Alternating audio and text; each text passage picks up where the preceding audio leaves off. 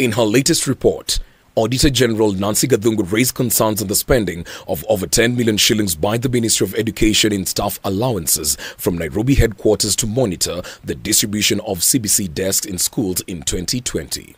The report states, the State Department has established offices in all counties and the staff in these offices could have been used with minimal or no costs.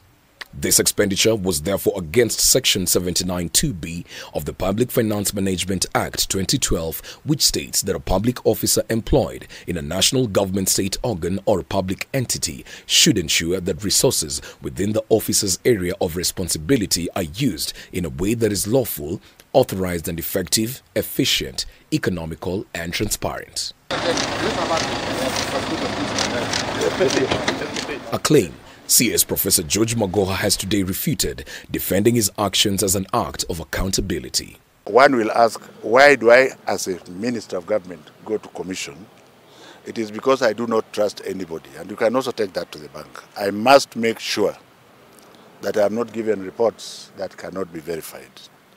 It is so much better to go to jail because you went to inspect something that is there that cannot be carried, instead of being praised for or being accused for spending money that was spent for something that is not there.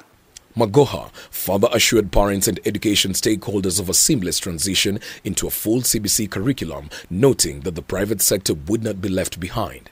On Friday this week, by the grace of God, we intend to pronounce ourselves very clearly on how our children are going to move from grade 6 to 7, what they have to do, and perhaps the most important thing is that all the registered secondary schools, both public and private, shall be available for them to choose.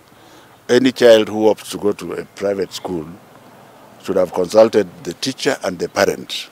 He also added that the government had already released the 2022 second-term academic year capitation amounting to 16.9 billion shillings. Capitation should be in the bank this morning. I have not checked this morning, but I think from all intents and purposes, the money should have hit the banks this morning. And as I leave here after I come from the next station, that's where I'm going to focus. On matters Kenyatta University, the CS insisted that the land belonging to the university was public and the government, having been entrusted with all public assets, can decide what to do with it.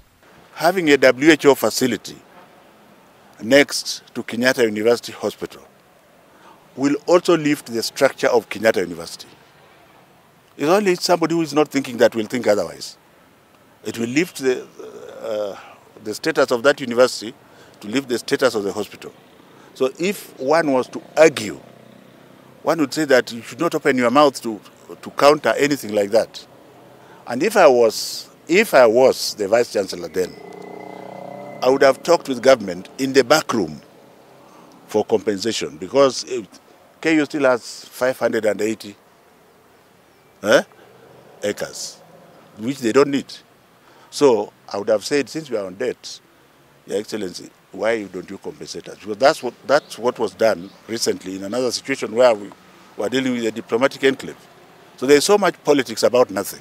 The CS further upheld that the new system was a game changer that has significantly transformed learners to become more skillful and innovative, unlike in the previous 844 system, saying that the upcoming transitions will be done seamlessly.